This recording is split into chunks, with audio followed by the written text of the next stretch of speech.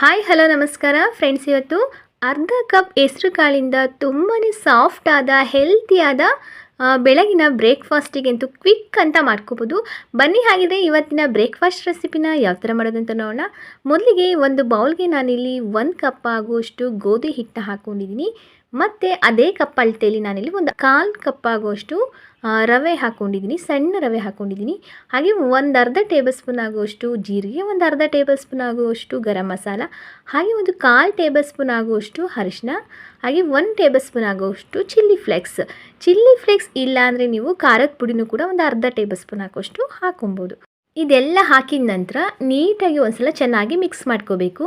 ನೋಡಿ, ಚೆನ್ನಾಗಿ ಮಿಕ್ಸ್ ಮಾಡ್ಕೊಂಡ ನಂತರ ನಾನಿಲ್ಲಿ ಒಂದು ಸ್ವಲ್ಪನೇ ನೀರನ್ನ ಹಾಕ್ಕೊಂಡು ಸ್ವಲ್ಪನೂ ಕೂಡ ಗಂಟು ಬರದೇ ಇರೋ ರೀತಿ ನೀಟಾಗಿ ಒಂದು ವಿಸ್ಕರಲ್ಲಿ ಚೆನ್ನಾಗಿ ಮಿಕ್ಸ್ ಮಾಡ್ಕೋಬೇಕು ಫ್ರೆಂಡ್ಸ್. ಹಾಗೆ ನೀವು ನನ್ನ ಚಾನಲ್ನ ನೀವು ಸಬ್ಸ್ಕ್ರೈಬ್ ಮಾಡ್ಕೊಂಡಿಲ್ಲ ಅಂದರೆ ಪ್ಲೀಸ್ ನನ್ನ ಚಾನಲ್ನ ಸಬ್ಸ್ಕ್ರೈಬ್ ಮಾಡ್ಕೊಂಡು ನೋಡಿ. ಹಾಗೆ ಈ ರೆಸಿಪಿ ನಿಮ್ಮೆಲ್ಲರಿಗೂ ಇಷ್ಟ ಆಗಿದ್ರೆ ನಿಮ್ಮ ಫ್ರೆಂಡ್ಸಿಗೆ, ನಿಮ್ಮ ಫ್ಯಾಮಿಲಿ ಮೆಂಬರ್ಸಿಗೆಲ್ಲ ಶೇರ್ ಮಾಡಿ. ಹಾಗೆ ಹೇಗಿದೆ ಅಂತ ಕಮೆಂಟ್ ಮುಖಾಂತರ ತಿಳಿಸಿ. ಹಾಗೆ ಒಂದು ಲೈಕ್ ಮಾಡಿ. ಹಾಗೆ ಎಲ್ಲ ನೋಟಿಫಿಕೇಷನ್ಗಾಗಿ ಬೆಲ್ಲೈಕನ್ನ ಪ್ರೆಸ್ ಮಾಡಿ ಫ್ರೆಂಡ್ಸ್. ನೋಡಿದ್ರಲ್ಲ, ಇವಾಗ ಚೆನ್ನಾಗಿ ಎಲ್ಲ ಮಿಕ್ಸ್ ಮಾಡ್ಕೊಂಡ ನಂತರ ಒಂದು 10 ನಿಮಿಷಗಳ ಕಾಲ ನಾನು ಹಿಟ್ಟನ್ನು ಹಾಗೆ ನೆನಲಿಕ್ಕೆ ಬಿಡಬೇಕು ಫ್ರೆಂಡ್ಸ್. ಇವಾಗ ಒಂದು ಅರ್ಧ ಕಪ್ ಆಗುವಷ್ಟು ನಾನಿಲ್ಲಿ ಮೊಳಕೆ ಕಟ್ಟಿರುವಂತಹ ಹೆಸರು ಕಾಳು ತೊಗೊಂಡಿದ್ದೀನಿ. ಹಾಗೆ ಒಂದು 3 ತುಂಡಾಗುವಷ್ಟು ಶುಂಠಿ, ಹಾಗೆ ಒಂದು 4ರಿಂದ 5 ಎಸಳು ಬೆಳ್ಳುಳ್ಳಿ ಸಿಪ್ಪೆ ತೆಗೆದಿಟ್ಕೊಂಡಿದ್ದೀನಿ.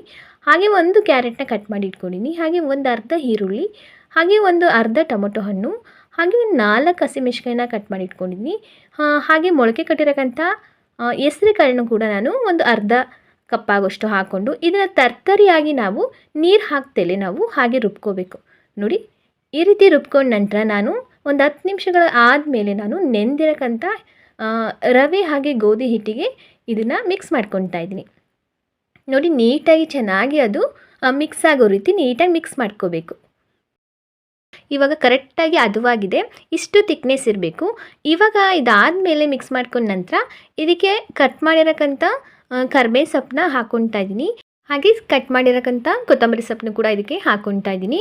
ಹಾಗೆ ಇದಕ್ಕೆ ಸ್ವಲ್ಪ ರುಚಿಗೆ ತಕ್ಕಷ್ಟು ಉಪ್ಪನ್ನ ನಾನು ಒಂದು ಅರ್ಧ ಟೇಬಲ್ ಸ್ಪೂನ್ ಆಗೋಷ್ಟು ಉಪ್ಪಿನ ಪುಡಿನ ಇದಕ್ಕೆ ಸೇರಿಸ್ತಾ ಇದ್ದೀನಿ. ಹಾಗೆ ಒಂದು ಚಿಟಿಕೆ ಆಗೋಷ್ಟು ನಾನಿಲ್ಲಿ ಸೋಡಾ ಹಾಕ್ಕೊತಾ ಇದ್ದೀನಿ ಫ್ರೆಂಡ್ಸ್. ನಿಮಗೆ ಸೋಡಾ ಬೇಡ ಅಂದರೆ ನೀವು ಸ್ಕಿಪ್ ಮಾಡ್ಬೋದು. ನಾನು ಒಂದು ಚಿಟಿಕೆ ಆಗೋಷ್ಟು ಮಾತ್ರ ನಾನು ಸೋಡಾ ಹಾಕ್ಕೊಂಡಿದ್ದೀನಿ. ನೋಡಿ, ಇದೆಲ್ಲ ಹಾಕಿದ ನಂತರ ಇದನ್ನು ಚೆನ್ನಾಗಿ ನಾವು ಮಿಕ್ಸ್ ಮಾಡ್ಕೋಬೇಕು. ನೋಡ್ತಿರಲ್ಲ, ಇಷ್ಟು ಹದವಾಗಿರಬೇಕು. ತೀರಾ ತೆಳುಗೂ ಇರಬಾರ್ದು, ತೀರಾ ಗಟ್ಟಿಗೂ ಇರಬಾರ್ದು. ನೋಡಿ, ಈ ರೀತಿ ಹದವಾಗಿರಬೇಕು. ಇವಾಗ ದೋಸೆ ತವನು ಕೂಡ ಚೆನ್ನಾಗಿ ಕಾದಿದೆ. ಒಂದು ಮೀಡಿಯಮ್ ಫ್ಲೇಮಲ್ಲಿ ನಾನಿಲ್ಲಿ ದೋಸೆ ಹಿಟ್ಟನ್ನು ಹಾಕ್ಕೊತಾ ಇದ್ದೀನಿ.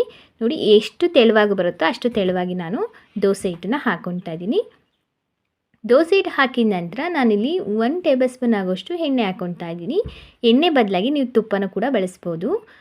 ಇವಾಗ ಒಂದು ಲಿಡ್ನ ಕ್ಲೋಸ್ ಮಾಡಿ ಇದನ್ನು ಒಂದು 5 ನಿಮಿಷಗಳ ಕಾಲ ಚೆನ್ನಾಗಿ ಬೇಯಿಸ್ಕೊಳ್ಳೋಣ.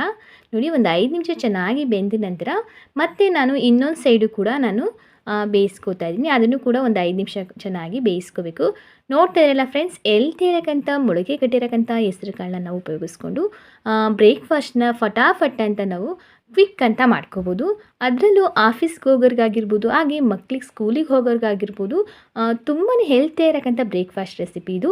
ಒಂದ್ಸಲಿನಾರು ಈ ರೆಸಿಪಿನ ಟ್ರೈ ಮಾಡಿ. ತುಂಬಾ ಹೆಲ್ತಿಯಾಗಿರುತ್ತೆ, ಟೇಸ್ಟ್ ವೈಸ್ ಅಂತೂ ಸಖತ್ತಾಗಿರುತ್ತೆ ಅಂತಲೇ ಹೇಳ್ಬೋದು. ನೋಡ್ತಾ ಇರಲ್ಲ ಯಾವ ಥರ ಬಂದಿದೆ ಅಂತ. ತುಂಬಾ ರುಚಿಯಾಗಿರುತ್ತೆ. ಇದನ್ನು ಹಾಗೆ ಕೂಡ ತಿನ್ಬೋದು. ಚಟ್ನಿ ಆಗಿರ್ಬೋದು, ಸಾಂಬಾರು ಆಗಿರ್ಬೋದು, ಯಾವುದೇ ರೀತಿ ಪಲ್ಯ ಆಗಿರ್ಬೋದು, ಏನು ಬೇಡ, ಇದನ್ನು ಹಾಗೇ ತಿನ್ಬೋದು. ಅಷ್ಟು ರುಚಿಯಾಗಿರುತ್ತೆ ಫ್ರೆಂಡ್ಸ್. ಈ ರೆಸಿಪಿ ನೀವೆಲ್ಲರಿಗೂ ಇಷ್ಟ ಆಗಿದೆ ಅನ್ಕೋತೀನಿ. ಇಷ್ಟ ಆಗಿದ್ರೆ ಪ್ಲೀಸ್ ನನ್ನ ಚಾನಲ್ನ ಸಬ್ಸ್ಕ್ರೈಬ್ ಮಾಡ್ಕೊಳ್ಳಿ. ಹಾಗೆ ಈ ರೆಸಿಪಿ ಇಷ್ಟ ಆಗಿದ್ರೆ ನಿಮ್ಮ ಫ್ಯಾಮಿಲಿ ಮೆಂಬರ್ಸ್ಗೆ ಹಾಗೆ ಫ್ರೆಂಡ್ಸಿಗೆಲ್ಲ ಶೇರ್ ಮಾಡಿ. ಹಾಗೆ ಹೇಗಿದೆ ಅಂತ ಕಮೆಂಟ್ ಮುಖಾಂತರ ತಿಳಿಸಿ. ಹಾಗೆ ಈ ರೆಸಿಪಿ ನೋಡಿದ್ದಕ್ಕೆ ನಿಮ್ಮೆಲ್ಲರಿಗೂ ಕೂಡ ಧನ್ಯವಾದ.